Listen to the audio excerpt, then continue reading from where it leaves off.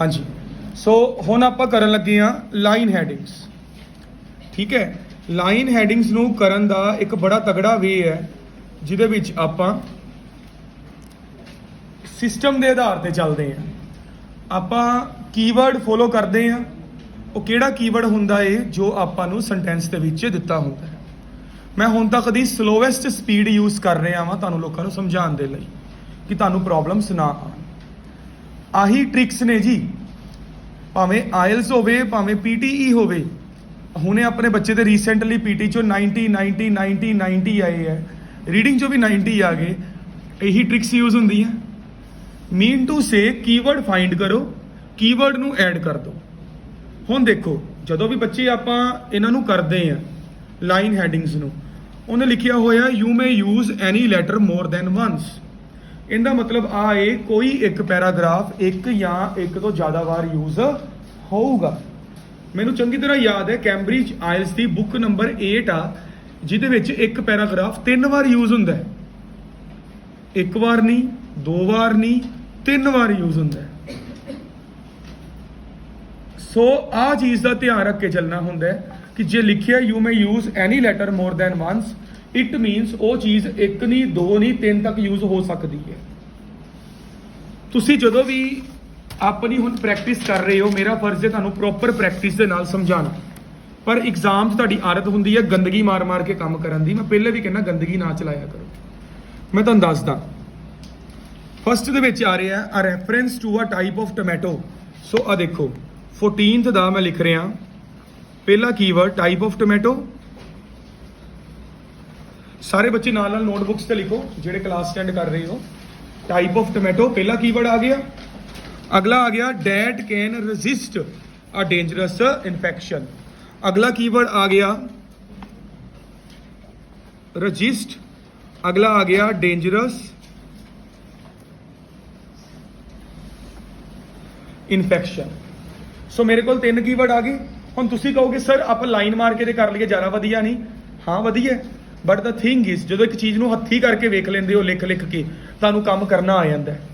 Scooter चलाना सीखते हो 2-2 4-4 बार डिगते हो, सट्टा लवांदे हो, पर प्रैक्टिस हो जाती ना उस तो बाद फिर आपां नूं कोई चक्कर ही नहीं। ठीक है ना। सो आ चीज़ का ध्यान रख के चलना। समझ लो साइकिल की कैंची चलाते पे हो, जिदन कैंची नहीं चलानी आ गई फिर जो मर्जी चलाई चलो। ठीक है ना। Second 15 an explanation of how problems can arise. So पहला मैं आ गया प्रॉब्लम्स। अगला कीवर्ड आ गया arise from focusing only on a certain type of tomato plant. की गल कीती है?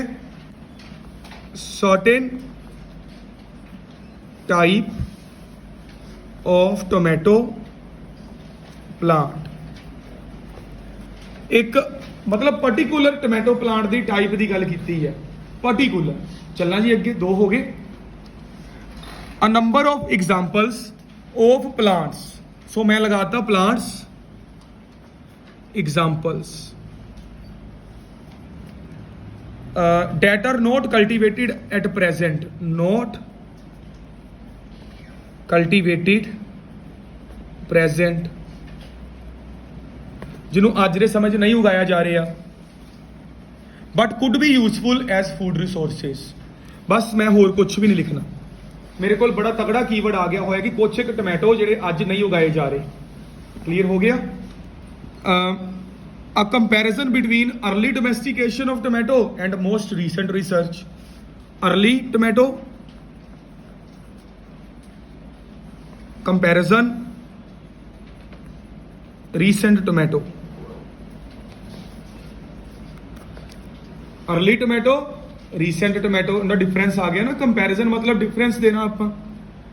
अ personal reaction to the flavour of a tomato that has been genetically edited. Genetically changed and flavour of tomato. Tomato का एक flavour जिन्होंने genetically मतलब कोई breeding brooding कराती होनी है तो उन्होंने बदल दिता गया है। ठीक है माय डियर स्टूडेंट्स। ਲਓ ਹੁਣ ਮੈਨੂੰ ਆਹ ਪੜਨ ਦੀ ਲੋੜ ਨਹੀਂ ਪੈਣੀ। ਆ ਜਿਹੜਾ ਸਾਰਾ ਏਰੀਆ ਕੁਐਸਚਨਸ ਦਾ ਮੈਂ ਖਾਲੀ ਕਰਕੇ ਪ੍ਰੋਪਰ ਪਿਛਲੇ ਪਾਸੇ ਆ ਚੁੱਕਾ। ਪਰ ਮੈਨੂੰ ਇੱਕ ਗੱਲ ਕਦੀ ਨਹੀਂ ਭੁੱਲੂਗੀ, you may use any letter more than once. ਤੁਸੀਂ ਇੱਕ ਲੈਟਰ ਨੂੰ ਇੱਕ ਜਾਂ ਇੱਕ ਤੋਂ ਜ਼ਿਆਦਾ ਵਾਰ ਯੂਜ਼ ਕਰ ਸਕਦੇ ਆ। ਹਾਂਜੀ ਮਾਈ ਡੀਅਰ ਸਟੂਡੈਂਟਸ, ਇੱਕ ਤਰੀਕਾ ਹੁੰਦਾ ਪਹਿਲੀਆਂ 3 ਲਾਈਨਾਂ ਪੜ੍ਹ ਲਓ, ਅਖੀਰਲੀਆਂ 2 ਲਾਈਨਾਂ ਪੜ੍ਹ ਲਓ। ਆਨਸਰ ਤੁਹਾਡੇ ਅੱਗੇ ਪਿਆ ਜੇ। ਲੱਭਣ ਵਾਲੀ ਅੱਖ ਚਾਹੀਦੀ, ਜਿਵੇਂ ਦੁਨੀਆ ਦੇ ਕੰਨ-ਕੰਨ 'ਚ ਪਰਮਾਤਮਾ ਹੈ, ਲੋਕਾਂ ਨੂੰ ਲੱਭਦਾ ਹੀ ਨਹੀਂ, ਪਰ ਜਿਹਨੂੰ ਲੱਭਣਾ ਹੈ ਤਾਂ ਉਹਨੂੰ ਆਪਣੇ ਅੰਦਰ ਵੀ ਲੱਭ ਜਾਣਾ। ਉਹੀ ਜੇ ਇਹ ਤੁਹਾਡੀ ਜਿਹੜੀ ਰੀਡਿੰਗ ਆ, ਪੜ੍ਹਾਈ ਹੈ, ਮਿਹਨਤ ਆ, ਇਹ ਤੁਸੀਂ ਈਜ਼ੀਲੀ ਅਕੰਪਲਿਸ਼ ਕਰ ਸਕਦੇ ਆ। ਬਸ ਤੁਹਾਨੂੰ ਲੱਭਣ ਦਾ ਇੱਕ ਤਰੀਕਾ ਆਉਣਾ ਚਾਹੀਦਾ। ਕਹਿੰਦਾ ਇਟ ਟੁਕ ਐਟ ਲੀਸਟ 3000 ਸਾਲ, 3000 ਸਾਲ ਲੱਗ ਗਏ for humans to learn how to domesticate the wild tomato and cultivate it for food। ਜੰਗਲੀ ਟੋਮੈਟੋ ਨੂੰ ਕਿਵੇਂ ਸਹੀ ਕੀਤਾ ਜਾਵੇ, ਕਿਵੇਂ ਉਗਾਇਆ ਜਾਵੇ ਤੇ ਇਹਨੂੰ ਖਾਣ ਦੇ ਲਈ ਬਣਾਇਆ ਜਾਵੇ। ਨਾਓ ਕਹਿੰਦਾ ਅੱਜ ਦੀ ਮੈਂ ਗੱਲ ਕਰਾਂ, ਜੋ ਵੀ ਉਹ ਗੱਲਾਂ ਕਹਿ ਰਿਹਾ, Brazil and China have done it all over again in less than 3 years and they have done it better in some ways. ਮਤਲਬ ਪੁਰਾਣੇ ਟੋਮੈਟੋ ਦੀ ਗੱਲ ਚੱਲ ਰਹੀ। ਪੁਰਾਣਾ ਟੋਮੈਟੋ ਕਿਹੜਾ ਸੀਗਾ? ਪੁਰਾਣਾ ਟੋਮੈਟੋ ਕਿਹੜਾ ਸੀਗਾ? ਪਹਿਲੀ ਲਾਈਨ 'ਚ ਲਿਖਿਆ ਹੋਇਆ ਹੈ ਵਾਈਲਡ ਟੋਮੈਟੋ। ਆ ਮੈਂ ਲਿਖ ਲਿਆ ਅਰਲੀ ਟੋਮੈਟੋ ਦੇ ਨਾਲ ਵਾਈਲਡ ਟੋਮੈਟੋ ਤੇ and they have done it better in some ways as redomesticated tomatoes are more nutritious than ones we eat at present. ਆ ਗਈ ਗੱਲ ਪ੍ਰੈਜ਼ੈਂਟ ਦੀ। ਰੀਸੈਂਟ ਮਤਲਬ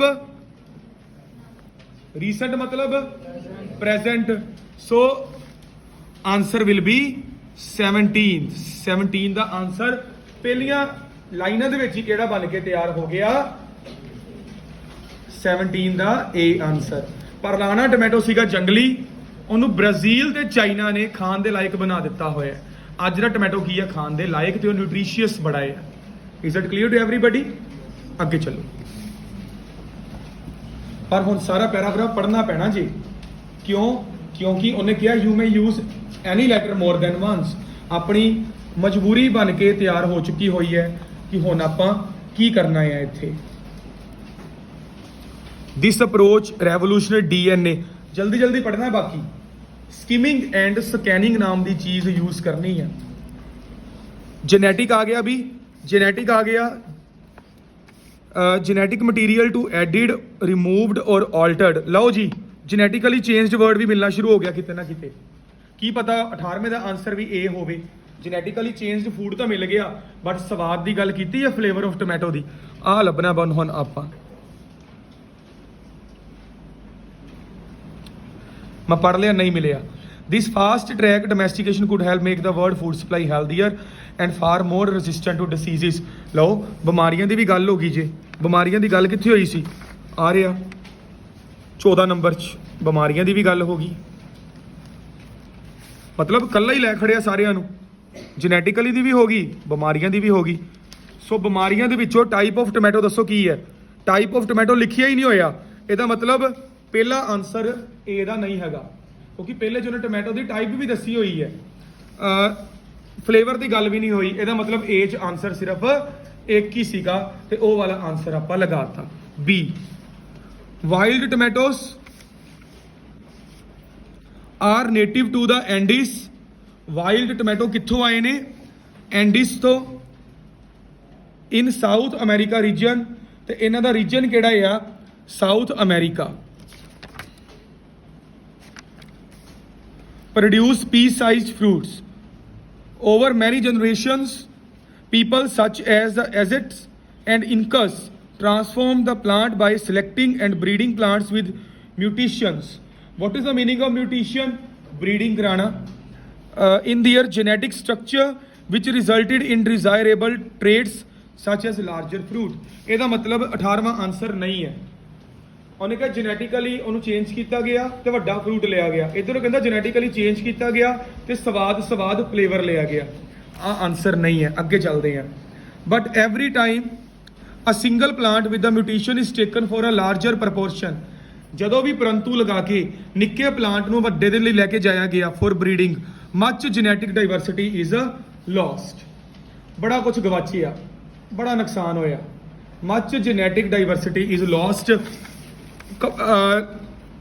ਉਹਦੀ ਜੈਨੇਟਿਕ ਡਾਈਵਰਸਿਟੀ ਲੋਸ ਹੋ ਗਈ। ਇਹਦਾ ਮਤਲਬ ਕੀ ਹੋ ਗਿਆ? ਇਹਦੇ ਕਰਕੇ ਪ੍ਰੋਬਲਮ ਆਣੀ ਸ਼ੁਰੂ ਹੋ ਗਈ। ਇੰਨਾ ਕੁ ਦਿਮਾਗ ਆਪ ਲਗਾਉਣਾ ਪੈਣਾ ਹੈ। ਜੇ ਕੈਨੇਡਾ ਜਾਓਗੇ ਇੱਕ ਹਿਸਾਬ ਦਾ ਇਧਰਲੇ ਰਿਸ਼ਤੇ ਕੀ ਹੋ ਗਏ? ਲੋਸਟ ਹੋ ਗਏ। ਤਾਂ ਇੱਕ ਜ਼ਿੰਦਗੀ ਦੀ ਪ੍ਰੋਬਲਮ ਹੀ ਆ। ਸੋ ਪ੍ਰੋਬਲਮ ਵਾਲਾ ਕੀਵਰਡ ਮੈਚ ਕਰ ਗਿਆ। ਪ੍ਰੋਬਲਮ ਅਰਾਈਜ਼ ਹੋ ਗਈ ਸਰਟਨ ਟਾਈਪ ਆਫ ਟੋਮੈਟੋ। ਹੁਣ ਆਪਾਂ ਇਹਦੇ ਨਾਲ ਸਰਟਨ ਟਾਈਪ, ਆਪਾਂ ਨੂੰ ਨਹੀਂ ਪਤਾ ਕਾਕੇ ਉਹ ਕਿਹੜਾ ਸਰਟਨ ਟਾਈਪ ਸੀਗਾ, ਪਰ ਜੇ ਤੁਸੀਂ ਸਭ ਤੋਂ ਉੱਪਰ ਵਾਪਸ ਆਓ, ਉਹਨੇ ਵਾਈਲਡ ਟੋਮੈਟੋ ਦੀ ਗੱਲ ਆਲਰੇਡੀ ਕੀਤੀ ਹੋਈ ਸੀਗੀ। ਸੋ ਉਹਦੀ ਜਿਹੜੀ ਟਾਈਪ ਆ ਉਹ ਕਿਹੜੀ ਆ? ਇੱਥੇ ਵਾਈਲਡ ਟੋਮੈਟੋ ਦੀ।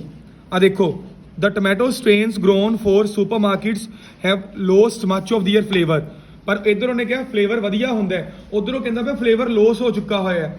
ਇਹਦਾ ਮਤਲਬ ਫਲੇਵਰ ਜਾ ਚੁੱਕਾ ਹੋਇਆ ਹੈ। ਆਪਣਾ ਆਨਸਰ 15ਵਾਂ ਬਣ ਕੇ ਤਿਆਰ ਹੈ। ਸਰਟਨ ਟਾਈਪ ਆਫ ਟੋਮੈਟੋ ਮਤਲਬ ਜਿਹੜਾ ਵਾਈਲਡ ਟੋਮੈਟੋ ਆ। ਸੋ 15ਵੇਂ ਦਾ ਆਨਸਰ ਆਪਣੇ ਕੋਲ ਕੀ ਆ ਰਿਹਾ ਹੈ? ਬੀ। ਮੈਂ ਤੁਹਾਨੂੰ ਦੋ ਤਰੀਕਿਆਂ ਨਾਲ ਕਰਾ ਰਿਹਾ। ਇੱਕ ਤਰੀਕਾ ਹੁੰਦਾ ਇੱਕ ਨੂੰ ਸਹੀ ਸਾਬਤ ਕਰ ਦਿਓ, ਦੂਜਾ ਹੁੰਦਾ ਬਾਕੀ ਸਾਰਿਆਂ ਨੂੰ ਗਲਤ ਸਾਬਤ ਕਰ ਦਿਓ। MCQ ਕਰਨ ਦਾ ਸਭ ਤੋਂ ਸੋਹਣਾ ਤਰੀਕਾ ਹੁੰਦਾ ਜੇ 4 ਦਿੱਤੇ ਆ, 3 ਨੂੰ ਗਲਤ ਸਾਬਤ ਕਰ ਦਿਓ, ਇੱਕ ਆਪੇ ਸਹੀ ਹੋਊਗਾ। ਮੇਰਾ ਪੁਆਇੰਟ ਸਮਝ ਰਹੇ ਹੋ? ਅਗਲਾ ਪੁਆਇੰਟ, ਕੁਡਲਾਸ ਟੀਮ ਮੇਡ 6 ਚੇਂਜਿਸ ਆਲ ਟੂਗੇਦਰ। ਜਿਹੜਾ ਕੁਡਲਾ ਆ ਉਹਨੇ ਮਤਲਬ ਉਹਦੀ ਟੀਮ ਨੇ ਚੇਂਜਿਸ ਕੀਤੀਆਂ ਇਕੱਠੇ ਰਲ ਕੇ। ਹੁਣ they tripled the size of fruit by editing a gene called fruit weight. Gene ਮਤਲਬ ਜੈਨੇਟਿਕ, ਜੀਨ ਮਤਲਬ ਜੈਨੇਟਿਕ। ਕਹਿੰਦਾ ਇੱਕ ਤਾਂ ਉਹਨੇ weight ਚੇਂਜ ਕੀਤਾ and increase the number of tomatoes per truss by editing another called multiflora. While the historical domestication ਦੀ ਆਪਾਂ ਗੱਲ ਕਰਦੇ ਪਏ ਆ, ਰੈੱਡ ਪਿਗਮੈਂਟ ਦੀ ਗੱਲ ਹੋ ਰਹੀ ਆ। ਆ ਦੇਖੋ ਉਹਨੇ ਕਿੰਨੀ ਸੋਹਣੀ ਗੱਲ ਕਹੀ ਹੋਈ ਹੈ ਕਿ ਰੈੱਡ ਪਿਗਮੈਂਟ ਆਇਆ, ਪੋਟੈਂਸ਼ੀਅਲ ਹੈਲਥ ਬੈਨੀਫਿਟ ਵੀ ਹੋਏ।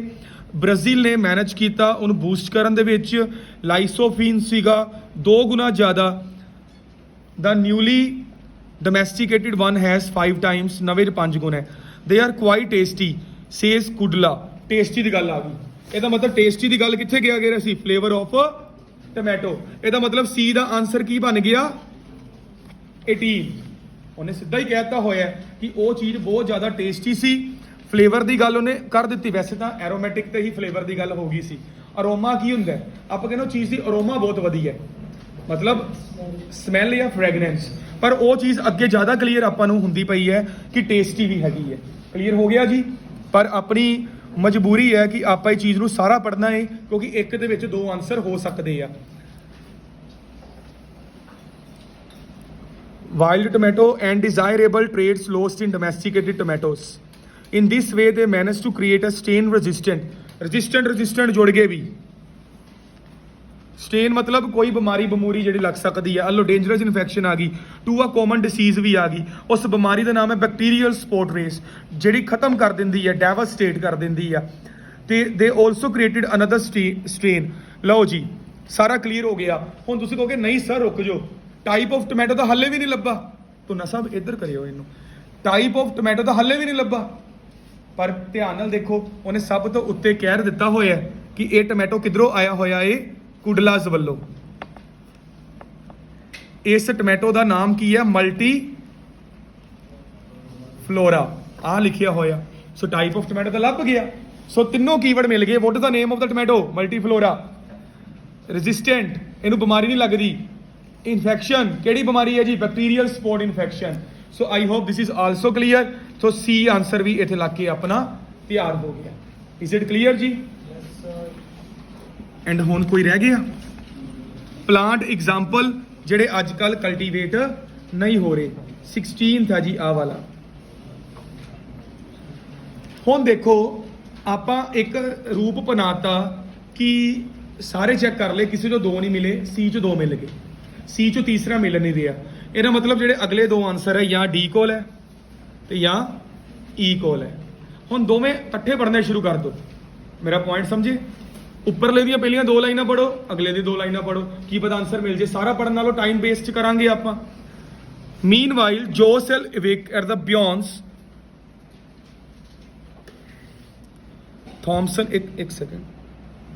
Institute in New York State decided to use the same approach to domesticate the ground cherry old golden berry for the first time. The fruits look similar to the closely related Cape gooseberry. ਮੇਰੇ ਹਿਸਾਬ ਨਾਲ ਦੋ ਲਾਈਨਾਂ 'ਚ ਕੋਈ answer ਨਹੀਂ ਹੈਗਾ ਜਿਹੜਾ ਆਪਣੇ ਕੋਲ ਬਚੀ ਹੈ। ਐਗਜ਼ਾਮਪਲ ਕੀ ਹੈ ਜਿਹਨੂੰ ਅੱਜ ਕਲਟੀਵੇਟ ਨਹੀਂ ਕੀਤਾ ਜਾਂਦਾ। ਅਗਲਾ, this approach could boost the use of many obscure plant. Answer ਹੀ ਮਿਲ ਗਿਆ। ਆਬਸਕਿਓਰ ਮਤਲਬ ਜਿਹੜੇ ਹੁਣ ਖਤਮ ਹੋ ਚੁੱਕੇ ਹੋਏ ਆ, ਜਿਨ੍ਹਾਂ ਨੂੰ ਹੁਣ ਕੋਈ ਵੀ ਯਾਦ ਕਰਦਾ ਹੀ ਨਹੀਂ। Says Jonathan John's, new foods to grow so popular with farmers and consumers that they become new staple crops, he thinks. ਬਸ ਠੀਕ ਹੈ, ਅੱਗੋਂ ਪੜ੍ਹਨ ਦੀ ਮੇਰੇ ਹਿਸਾਬ ਨਾਲ ਤਾਂ ਆਪਾਂ ਨੂੰ ਜ਼ਰੂਰਤ ਹੀ ਨਹੀਂ ਹੈਗੀ। ਸੋ ਨੋਟ ਕਲਟੀਵੇਟਿਡ ਮਤਲਬ ਆਬਸਕਿਓਰ ਪਲਾਂਟ। ਐਗਜ਼ਾਮਪਲ ਕਿਹੜੇ ਪਲਾਂਟ ਦੀ ਗੱਲ ਕੀਤੀ ਆ ਉਹਨੇ? ਕੋਈ ਵੀ ਪਪੂਲਰ ਪਲਾਂਟ ਦੀ ਉਹਨੇ ਆਪਣੀ ਗੱਲ ਇਹਦੇ ਵਿੱਚ ਕਰਤੀ ਹੈ। ਆਪਾਂ ਨੂੰ ਦੇਖੋ ਅੱਗੇ ਪੜ੍ਹਨ ਦੀ ਲੋੜ ਹੀ ਨਹੀਂ। ਆ ਜਿਵੇਂ ਉਹਨੇ ਕਿਹਾ ਸੀਗਾ ਨਾ, ਫੋਕਸਟੇਲ ਆ, ਓਟ ਗ੍ਰਾਸ ਹੈ, ਕਾਊਪੀ ਆ, ਇਹ ਵੀ ਪੜ੍ਹਨ ਦੀ ਲੋੜ ਹੀ ਨਹੀਂ ਹੈਗੀ ਕਿਉਂਕਿ ਗੱਲ ਹੀ ਸਾਰੇ ਕਿਤੇ ਉਹਨੇ ਇੱਕੋ ਕੀਤੀ ਹੈ, ਨੋਟ ਕਲਟੀਵੇਟਿਡ। ਆਪਣੇ ਕੋਲ ਮੇਜਰ ਕੀਵਰਡ ਜਿਹੜਾ ਆਇਆ ਆ ਆਇਆ ਕਿ ਉਹ ਚੀਜ਼ ਅੱਜ ਕੱਲ੍ਹ ਕਲਟੀਵੇਟ ਹੁੰਦੀ ਹੀ ਨਹੀਂ। ਸੋ ਆਬਸਕਿਓਰ ਇੱਕ ਹੀ ਕੀਵਰਡ ਆਪਾਂ ਨੂੰ ਆਨਸਰ ਇਹਦਾ ਪ੍ਰੋਪਰਲੀ ਦੇ ਦੂਗਾ। ਸੋ ਆਨਸਰ ਵਿਲ ਬੀ ਈ। ਆਪਣਾ 16th ਦਾ ਆਨਸਰ ਈ ਬਣਦਾ। ਸੋ ਆ ਆਪਣਾ ਸਾਰਾ ਵੇ ਹੈ ਇਹਨਾਂ ਨੂੰ ਕਰਨ ਦਾ। ਕਿਸੇ ਵੀ ਟਰਬਲ ਦੇ ਦੌਰਾਨ ਤੁਸੀਂ ਦਿੱਤੇ ਹੋਏ ਨੰਬਰ ਤੇ ਮੈਸੇਜ ਕਰ ਸਕਦੇ ਹੋ, ਪੁੱਛ ਸਕਦੇ ਹੋ ਸਾਰਾ। ਧੰਨਵਾਦ ਜੀ ਤੁਹਾਡਾ ਬਹੁਤ ਬਹੁਤ।